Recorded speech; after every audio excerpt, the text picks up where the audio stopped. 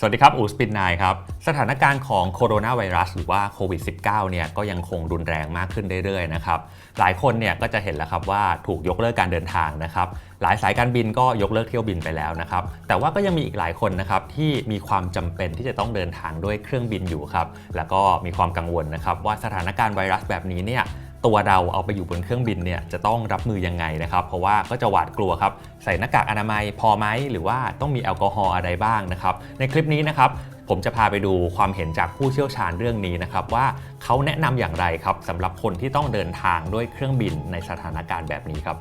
บเว็บไซต์ CNBC นะครับรายงานว่าดรเดวิดโพเวลครับที่ปรึกษาด้านการแพทย์ของสมาคมขนส่งทางอากาศระหว่างประเทศหรือว่า IATA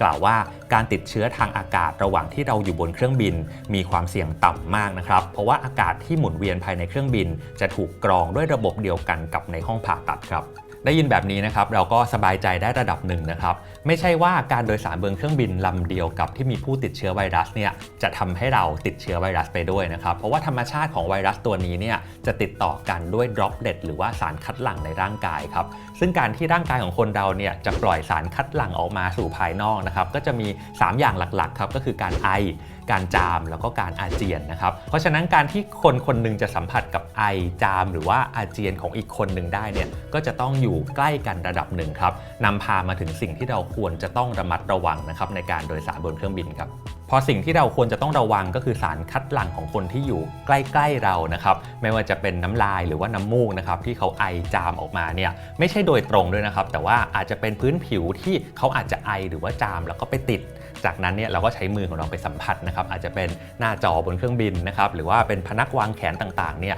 เสร็จแล้วเราก็เอามือของเราที่ไปจับวัตถุต่างๆเหล่านี้เนี่ยมาแตะต้องตาจมูกปากของเรานั่นก็คือช่องทางนะครับที่จะทำให้เราเนี่ยสามารถติดเชื้อตัวไวรัสนี้ได้ครับมาถึงคำถามว่าการใส่หน้ากากอนามัยขึ้นเครื่องบินเนี่ยช่วยในเรื่องนี้ได้จริงหรือเปล่านะครับการใส่หน้ากากอนามัยเนี่ยก็จะเป็นการป้องกันนะครับไม่ให้จมูกกับปากของเราเนี่ยสัมผัสกับสิ่งอื่นๆได้อย่างง่ายนะครับแต่ว่าปัญหาเนี่ยมันอยู่ที่มือของเรานี่แหละครับเวลาไปสัมผัสนะครับพื้นผิวต่างๆที่มีโอกาสที่จะติดเชื้อไวรัสถ้าเกิดมือของเราไม่สะอาดนะครับต่อให้ใส่หน้ากากอนามัยมือของเราเผลอมาขยี้ตาเนี่ยเราก็ไม่ปลอดภัยอยู่ดีนะครับเพราะฉะนั้นสิ่งที่สำคัญที่สุดก็คือการสร้างนิสัยในการล้างมือของเราให้สะอาดอยู่เสมอนะครับอันนี้ไม่ใช่แค่บนเครื่องบินครับแต่ว่าพออยู่บนเครื่องบินเนี่ยข้อจำกัดเริ่มเยอะขึ้นนะครับการที่จะลุกจากที่นั่งของเราไปล้างมือบ่อยๆนะครับในห้องน้ำแถมจะต้องล้างด้วยสบู่อีกต่างหากนะครับประตูห้องน้ำบนเครื่องบินเนี่ยก็จะต้องใช้มือของเราสัมผัสอยู่ดีนะครับล้างมาสะอาดอย่างดีออกจากห้องน้ำมานะครับก็มาเจอกับตัวล็อกของประตูห้องน้ำที่อาจจะไม่สะอาดอยู่ดีนะครับ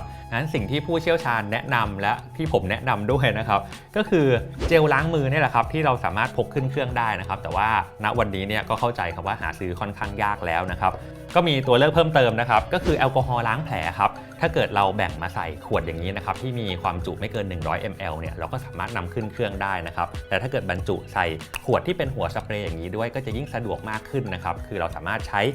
แทนเจลล้างมือได้นะครับก็ล้างมืออย่างนี้ได้นะครับรวมถึงขวดสเปรย์อย่างนี้มันก็จะสะดวกมากนะครับในการที่จะฆ่าเชื้อตามจุดสัมผัสบ่อยๆต่างๆครับไม่ว่าจะเป็นหน้าจอของเครื่องบินนะครับถาดอาหารนะครับหรือว่าที่วางแขนต่างๆนะครับเราก็ใช้ขวดสเปรย์แอลกอฮอล์ตัวนี้แหละครับเช็ดทำความสะอาดนะครับพอฉีดไปปุ๊บก็อาจจะพกทิชชู่ห่อเล็กๆสักห่อหนึ่งนะครับเช็ดส่วนต่างๆให้เรียบร้อยครับหรือว่าอาจจะเป็นไวป์นะครับหรือว่าทิชชู่เปียกครับตัวนี้ก็ช่วยได้เช่นเดียวกันนะครับนี่เป็นชุดคิดนะครับเบื้องต้นในการที่จะพกพาขึ้นเครื่องบินในช่วงนี้นะครับซึ่งบอกเลยว่าใครมีชุดแบบนี้เนี่ยผู้โดยสารข้างๆก็ต้องแอบอิจฉากันบ้างแหละครับเพราะว่าถือว่าเตรียมตัวมาเป็นอย่างดีมากๆเลยนะครับแต่สิ่งที่สำคัญที่สุดไปกว่าการที่จะล้างมือให้สะอาดอยู่บ่อยๆนะครับนั่นก็คือเราควรจะสร้างอีกหนึ่งนิสัยขึ้นมาครับไม่เฉพาะแค่บนเครื่องบินนะครับแต่ว่านิสัยนี้เนี่ยควรจะสร้างติดตัวขึ้นมาก็คือนิสัยการที่ไม่เอามือเนี่ยมาสัมผัสหน้าของเราเลยนะครับอันนี้เนี่ยไม่ควรจะเกิดขึ้นนะครับเพราะว่าจะเป็นการเพิ่มโอกาสที่เราเนี่ยจะติดเชื้อจากมือของเราได้นั่นเองครั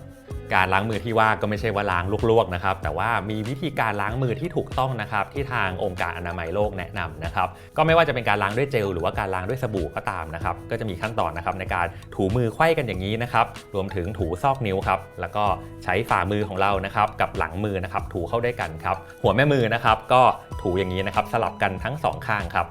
แล้วก็ทำการถูภายในฝ่ามือนะครับให้สะอาดอีกครั้งหนึ่งแล้วก็ถูบริเวณรอบๆข้อมือเป็นขั้นตอนสุดท้ายครับส่วนอีก1ข้อนะครับที่สำคัญมากๆนะครับก็คือคนที่มีอาการไม่สบายในช่วงนี้นะครับไม่ว่าจะเป็นไข้ตัวร้อนนะครับต้องจามหรือว่าต้องไอบ่อยๆเนี่ยควรจะต้องหลีกเลี่ยงนะครับการอยู่ในที่สาธารณะนะครับถ้าไม่มีเหตุจำเป็นต้องเดินทางจริงๆก็งดเดินทางนะครับอยู่บ้านนะครับเพื่อให้อาการของตัวเองดีขึ้นก่อนแล้วก็เป็นการรับผิดชอบต่อสังคมด้วยนะครับที่จะไม่แพร่เชื้อของเราเนี่ยไปสู่บุคคลอื่นๆครับส่วนใครที่มาอยู่ในที่สาธารณะแล้วนะครับหรือว่าจำเป็นต้องเดินทางจริงๆนะครับมีความจำเป็นที่แบบจะต้องไอหรือว่าจามจริงๆที่มันห้ามไม่ได้แล้วนะครับก็ควรจะต้องหาหน้ากากอนามัยนะครับใส่หรือถ้าเกิดใครไม่มีจริงๆนะครับแล้วก็ณเวลานั้นเนี่ยต้องไอหรือว่าจามจริงๆนะครับก็แนะนำให้ไอหรือว่าจามเนี่ยเข้าบริเวณข้อพับแขนของตัวเองนะครับในท่านี้นะครับ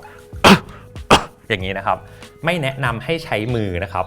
ป้องปากนะครับเพราะว่าการที่ใช้มือป้องปากเนี่ยก็มีโอกาสที่จะทำให้ตัวสารคัดหลั่งนะครับที่ปล่อยออกมาจากร่างกายของเราเนี่ยมาอยู่บนมือของเราแล้วมือของเราก็ไปสัมผัสปุ่มต่างๆสิ่งต่างๆมือจับต่างๆนะครับประตูห้องน้ำนะครับแล้วก็จะเป็นการไปแพร่เชื้อนะครับให้กับบุคคลอื่นต่อไปนะครับก็เป็นการไม่รับผิดชอบต่อสังคมอีกเช่นเดียวกันนะครับเพราะฉะนั้นข้อนี้สำคัญมากๆนะครับยิ่งเฉพาะในช่วงเวลาอย่างนี้แล้วนะครับหลีกเลี่ยงไม่ได้ว่าคนที่มีอาการไม่สบายในที่สาธารณะในช่วงนี้เนี่ยก็อาจจะถูกมองดูไม่ดีได้ครับและนี่ก็คือข้อแนะนำนะครับสำหรับทุกคนที่มีความจำเป็นที่จะต้องเดินทางในช่วงนี้ครับขอให้ทุกคนปลอดภัยแล้วก็แข็งแรงนะครับผมอูสปินนายครับพบกันใหม่คลิปหน้าสวัสดีครับ